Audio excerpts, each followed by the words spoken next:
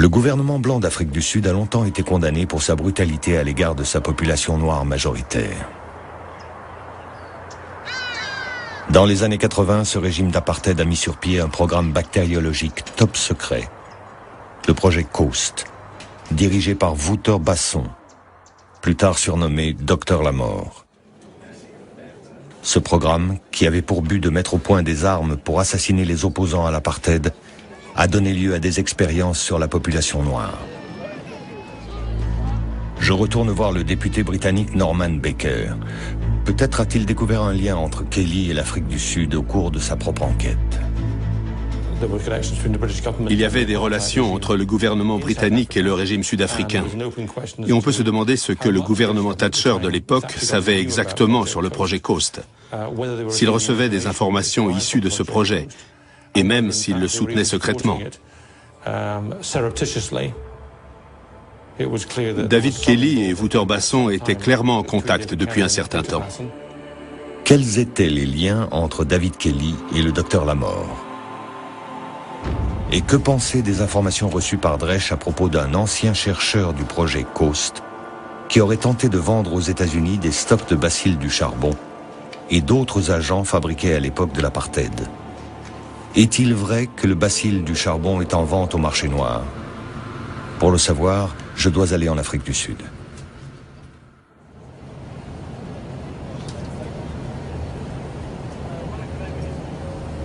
Dans l'avion, je survole le pays où a pris corps ma hantise des armes biologiques. J'ai grandi en Rhodésie, une colonie britannique dirigée par sa minorité blanche.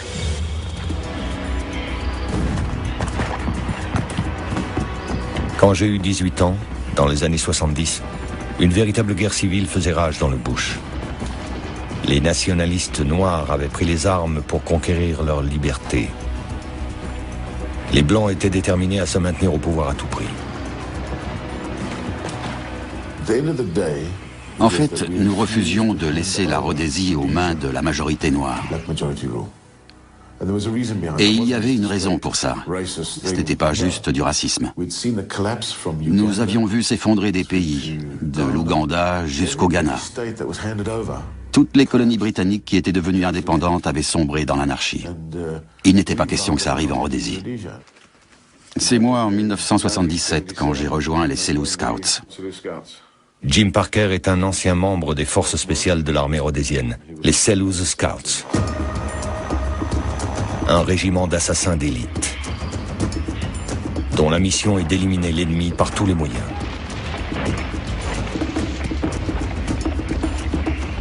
Jim Parker a écrit un livre dans lequel il révèle les activités secrètes de cette unité de lutte contre l'insurrection. Alors que les combats s'étendent et que les nationalistes noirs gagnent du terrain, les Selous Scouts se tournent vers l'utilisation d'armes chimiques et biologiques. La première fois que j'ai entendu parler du bacille du charbon, c'était lors d'une mission à Wenki. Avec le médecin sur place à l'époque, on bavardait de choses et d'autres et il m'a dit « On a répandu le bacille du charbon dans la région de Nkayi et de Lupane. » En tout, il y a eu plus de 10 000 personnes qui ont été contaminées cette année-là. Un chiffre sans précédent et qui n'a jamais été révélé. Aujourd'hui encore, beaucoup nient que l'épidémie de charbon en Rhodésie, la plus importante jamais observée, ait été provoquée délibérément. Jim Parker est le premier membre des Selous Scouts à admettre publiquement que cela a pourtant été le cas. Pour finir, toute la Rhodésie, qui s'appelle aujourd'hui le Zimbabwe, a été contaminée.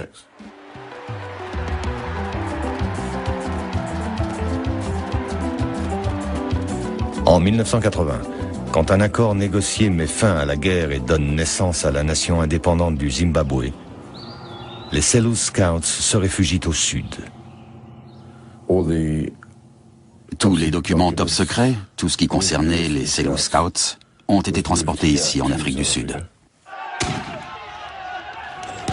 L'Afrique du Sud devient le dernier champ de bataille de la suprématie blanche sur le continent africain. Et comme en Rhodésie, l'un des chapitres les plus sombres de l'apartheid est l'utilisation secrète des armes biologiques. Me voici dans la nouvelle Afrique du Sud. Les crimes du passé se sont effacés, mais ils n'ont pas été oubliés. Ma première tâche est d'essayer de rencontrer Wouter Basson. C'est la clé pour comprendre le rôle qu'a joué l'Occident dans les activités criminelles du projet Coast et ce que sont devenus les stocks de bacilles du charbon.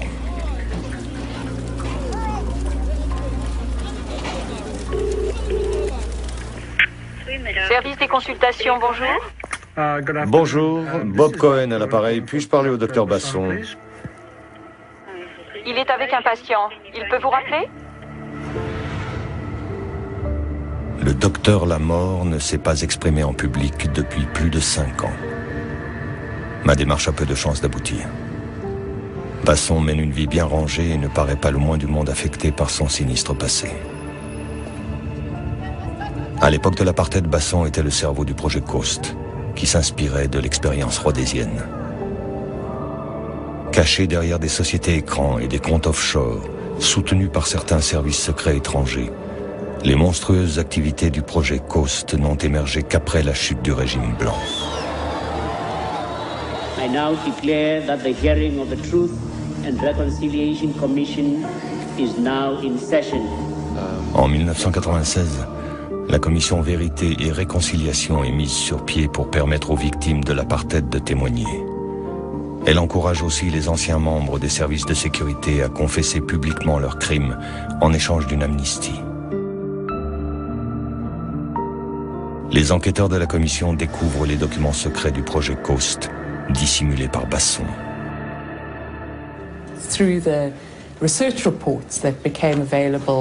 Parmi les rapports de recherche sur lesquels les enquêteurs ont mis la main et qui faisaient partie des nombreux documents découverts en possession de Basson, certains rapports faisaient clairement état de recherches sur des toxines susceptibles d'être administrées à une personne pour la tuer, tout en restant indétectables. Il s'agissait de tuer les gens sans se faire prendre. Ils avaient conçu des armes mortelles, les gadgets classiques des espions, comme des parapluies à la pointe empoisonnée, projetant des capsules en polycarbonate qui libéraient un poison dans le sang de la victime, la tuant sans laisser de traces. Contrairement aux autres scientifiques du projet Coast, Wouter Basson refuse de témoigner. Vous ne voulez pas répondre. En 1999, il est traduit en justice pour répondre de 61 chefs d'accusation, dont meurtre, conspiration de meurtre, fraude, trafic de drogue et propagation volontaire d'une épidémie de choléra.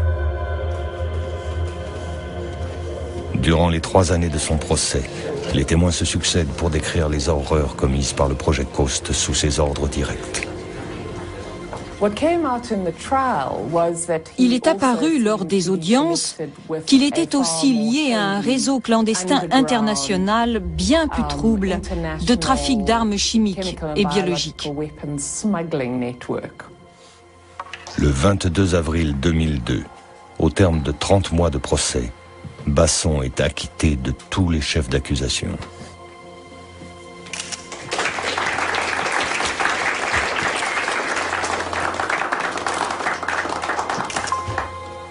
Ma réaction a été la colère. Mais les Noirs dans ce pays ont tellement l'habitude, ils sont blasés. On le savait. J'ai parlé à des gens et on savait que ça se terminerait comme ça, qu'ils n'iraient pas en prison. Themba Molefe a couvert le procès pour le Sowetan, le plus grand quotidien noir d'Afrique du Sud. J'ai été choqué par ce que j'ai appris. Les choses que Wouter Basson était capable de faire. Il me fait peur. Il joue les innocents. Mais pour moi, ce n'est qu'un masque.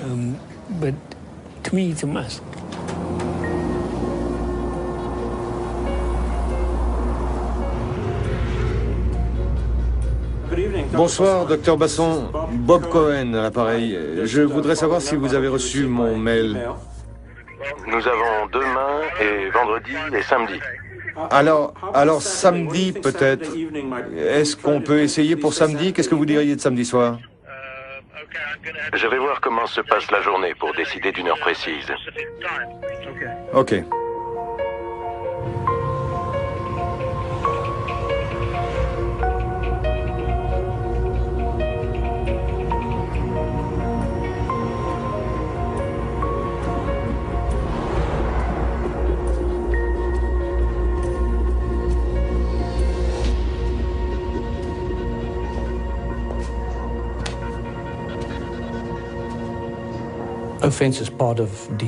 L'attaque fait partie de la défense, il n'y a pas à tortiller. Si vous avez une maison que vous voulez protéger contre les cambrioleurs, vous construisez un grand mur avec une clôture électrique, vous mettez des Rottweilers dans le jardin, des barreaux aux fenêtres, une alarme dans la maison. Et si vous vous réveillez une nuit avec un voleur dans votre salon ou votre chambre, vous pouvez être sûr qu'il n'est pas là pour papoter avec vous. La seule façon de vous défendre, c'est l'attaque. Si vous êtes costaud, vous pouvez le tabasser, mais si vous faites ma taille, c'est le pistolet ou le couteau. Basson a toujours soutenu que l'autodéfense était l'unique motivation du projet Coast. Et pour se défendre, l'Afrique du Sud blanche disposait d'alliés puissants en Occident. On a décidé de trouver des organisations qui pourraient nous aider sur le plan technologique. Il y en avait surtout au Royaume-Uni et en Amérique, et quelques-unes en Europe. On a été les voir, on leur a expliqué notre problème en leur indiquant de quelles informations on avait besoin. On en a obtenu quelques-unes, le reste on l'a acheté, emprunté ou volé. Curieusement, l'aide que nous avons reçue des Américains et des Britanniques était idéologique.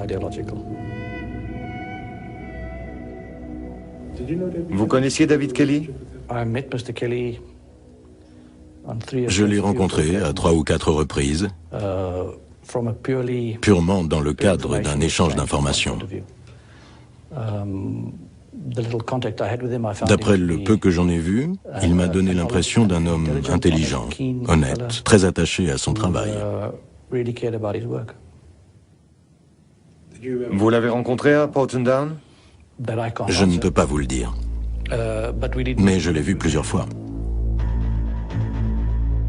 Basson aurait donc bien rencontré David Kelly, apparemment pour échanger des informations. Vous êtes allé à Porton Down et Fort Detrick? Oui. Vous pouvez m'en parler? Non, parce qu'après vous allez me demander par l'intermédiaire de qui et pourquoi et comment, alors que j'ai déjà assez d'ennuis comme ça avec les gouvernements britanniques et américains. Je vous dirais juste qu'on y est allé, pas du tout dans le but de nuire à la Grande-Bretagne et aux États-Unis. Notre unique objectif était de voir ce qu'ils pourraient faire pour nous aider et d'améliorer notre propre programme grâce à leur savoir-faire. Professeure de sciences politiques à l'Académie navale des États-Unis, Helen Perkett, grande spécialiste du projet Coast, concède que les États-Unis pourraient avoir collaboré avec le régime sud-africain. L'administration Reagan avait une politique d'engagement constructif. Il est donc possible, je n'en ai aucune preuve, mais c'est plausible, qu'il y ait eu une coopération sur certains programmes, y compris le programme d'armement biologique, entre les États-Unis et l'Afrique du Sud. Mais c'est secret défense. Quel secret l'Occident peut-il cacher sur l'ampleur de sa collaboration au projet Coast? Je me tourne vers l'une des sources de Dresch, le journaliste d'investigation Sam Saul. Le projet sud-africain était bien commode. Surtout les recherches sur le nec plus ultra des armes dont on pourrait se servir pour commettre des assassinats, en faisant en sorte que la mort ne paraisse pas suspecte. Peut-être bien que d'autres services secrets étaient intéressés par de telles armes, mais ne pouvaient pas faire les recherches eux-mêmes et se servaient de l'Afrique du Sud pour faire le sale boulot. Savoir si c'est le cas est une question qui reste ouverte.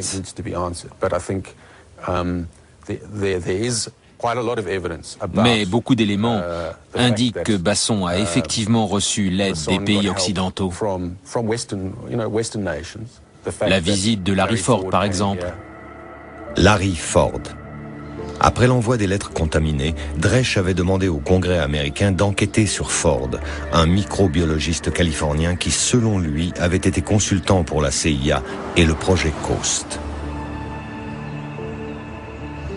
Dresch m'oriente vers une autre de ses sources, un agent de sécurité dans un studio de cinéma hollywoodien. Voici Irvine, Californie, un lieu où vos rêves deviennent réalité. Même vos cauchemars. Surtout vos cauchemars. Dans les années 80, Peter Fitzpatrick, informateur du FBI, s'était introduit parmi les proches de Larry Ford. Un matin, en 2000, il regardait la télévision. Le docteur Larry Ford et son associé étaient propriétaires de cette compagnie pharmaceutique à Irvine. Ils espéraient gagner des millions avec un suppositoire censé prévenir la transmission du sida. Il y a 2 semaines, tout a changé. L'associé de Ford, James Riley, a reçu une balle dans la tête dans le parking de la société. Il n'est pas mort et la police a axé son enquête sur Ford. Mais avant qu'elle ait pu l'interroger, celui-ci s'est suicidé. Les gens qui connaissaient Larry Ford dans le quartier ignoraient qu'il travaillait sur le programme bactériologique sud-africain.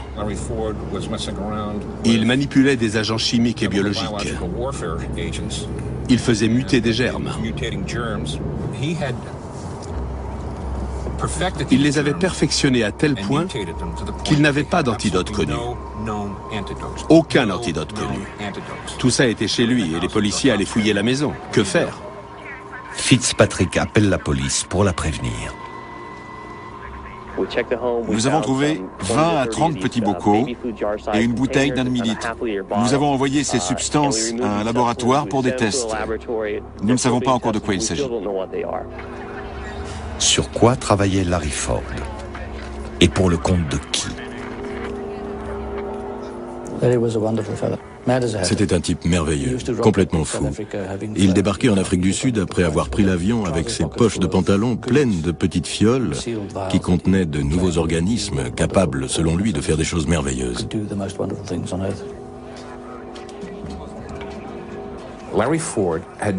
Larry Ford avait fait muter le choléra, la typhoïde, le charbon, le botulisme et la peste bubonique. Et il avait aussi mis au point ce qu'il appelait des germes tueurs de kaffir. Kaffir, en afrikaans, signifie négro. C'était donc des germes qui étaient spécifiquement destinés à tuer seulement les Noirs. En d'autres termes, une arme biologique ethnique. Le projet Coast est-il vraiment allé aussi loin? Dès le début, la mise au point d'un moyen pour maîtriser la croissance de la population noire a été l'un des principaux domaines de recherche. Ces recherches se sont intensifiées à mesure que la population noire augmentait et que les soulèvements devenaient plus violents.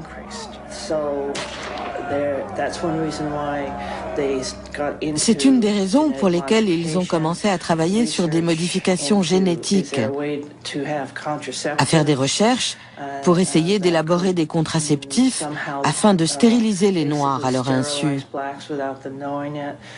Toutes sortes de recherches qui, aujourd'hui, paraissent vraiment délirantes.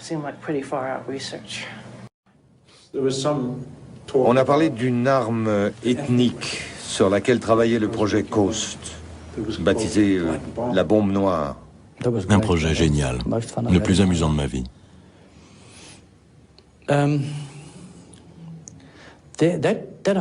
Tout cet épisode de l'arme ethnique a été parfaitement exposé lors du procès.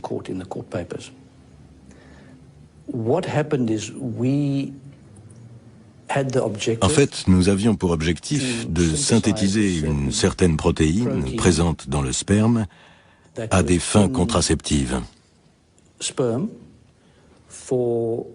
L'idée était que si on pouvait immuniser une femme contre le sperme, on la rendrait stérile.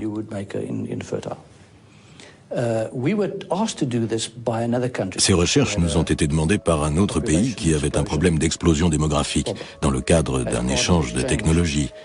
Ils nous ont donné certaines choses et nous ont demandé de faire ça pour eux. Je parviens à me procurer le dossier du FBI sur Larry Ford, mais bon nombre de pages ont été censurées pour des raisons de sécurité nationale. Cela laisse peu d'indices quant à son travail supposé sur une arme raciale et ses liens réels avec les renseignements américains. Les gouvernements britanniques et américains se sont donné beaucoup de mal pour faire disparaître les preuves du projet Coast. Ils ont fait pression sur l'Afrique du Sud pour qu'elle détruise ses stocks d'armes biologiques et tous les documents s'y rapportant. Basson affirme que ces stocks ont été jetés à la mer. L'eau de mer a un tel pouvoir oxydant que tout disparaît très vite. On a tout lancé après plusieurs heures de vol, je ne sais pas exactement où, j'étais assis à l'arrière de l'avion, mais le pilote doit le savoir. À un certain moment, il a ouvert la porte, on a tout jeté et on est rentré. Dresch se procure un rapport top secret de l'armée sud-africaine au président Mandela, déclarant que les stocks du projet Coast ont été détruits. Mais il découvre aussi que quelques mois après l'envoi des lettres contaminées, un ancien scientifique du projet Coast, Dan Goosen, a tenté de vendre à Washington ces germes qui avaient été soi-disant jetés à la mer.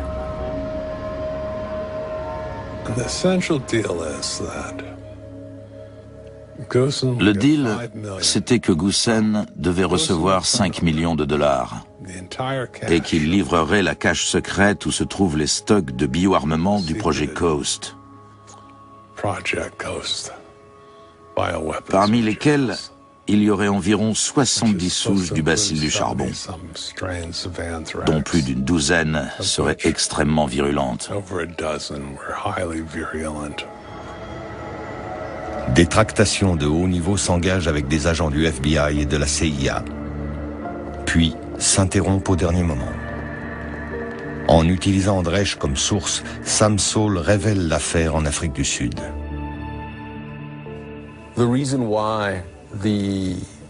La raison pour laquelle les Américains ont brusquement fait marche arrière n'a jamais été élucidée.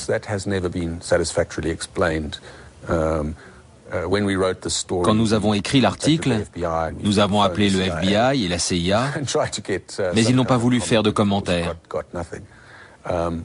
C'était d'ailleurs assez amusant. Donc oui, il reste beaucoup de points d'interrogation.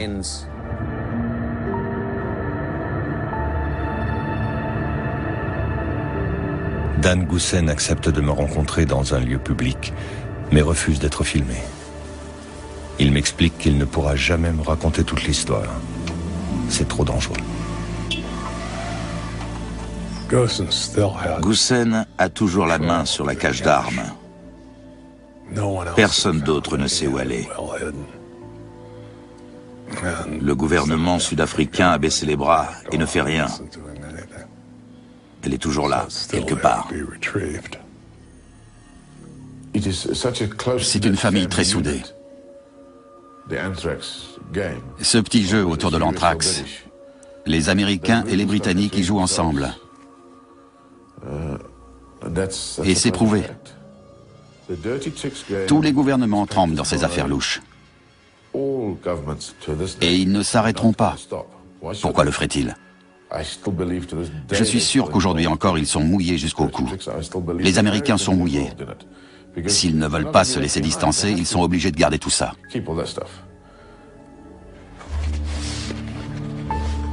Lors de mon dernier jour en Afrique du Sud, j'étudie les archives du projet Coast et j'y trouve la trace de visites faites par des scientifiques sud-africains à des laboratoires biologiques privés et étatiques en Europe et en Amérique. San Antonio, la Nouvelle-Orléans, Jackson.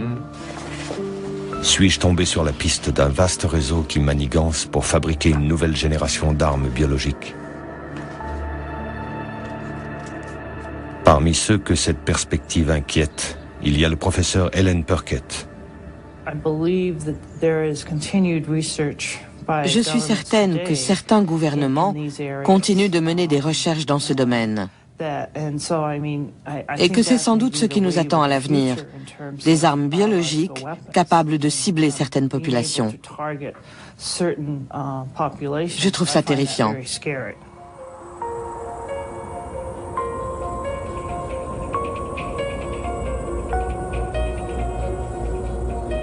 Je m'enfonce plus profondément encore dans ce que Dresch, désormais mourant, a appelé les chemins de traverse. Un réseau parallèle vers lequel tout semble converger. Les programmes secrets, les savants morts, l'argent, les lettres contaminées.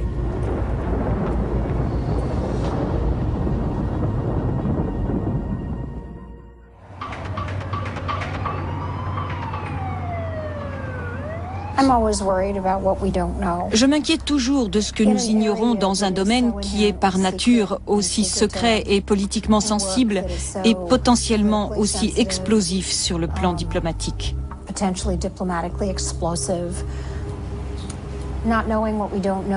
Ne pas savoir donne naissance à des théories du complot. Certaines sont de la paranoïa, d'autres peut-être pas. Tant qu'on n'expose pas clairement les faits qu'on connaît, on ne peut pas reprocher aux gens d'être paranoïaques ou de parler de conspiration, parce que c'est un domaine où il est très difficile de distinguer la réalité de la fiction. On a écrit des thrillers biologiques qui sont aujourd'hui du domaine du possible. Une semaine avant le 11 septembre, Judith Miller, lauréate du prix Pulitzer, et deux de ses confrères du New York Times ont publié un article révélant l'existence de programmes gouvernementaux secrets liés aux armes biologiques. L'un des plus controversés s'appelait Clear Vision. C'était un projet de la CIA qui avait pour but de recréer des armes qu'on soupçonnait l'Union soviétique d'avoir conçues pour les utiliser contre nous. Des ogives, des petites bombes, des dispositifs pour disséminer l'immense arsenal biologique que l'URSS possédait avant son effondrement. Un autre programme secret sur le bacille du charbon impliquait la CIA et Battelle, un laboratoire privé travaillant pour la sécurité nationale. Battelle intervenait comme sous-traitant sur le projet Jefferson. Son objectif était d'essayer de voir si les Soviétiques avaient pu réussir à associer deux agents pour cultiver un bacille du charbon capable de résister à notre vaccin. Pendant de longues années, on s'est efforcé de reproduire ce bacille dans un labo top secret de la banlieue de Columbus, en Ohio.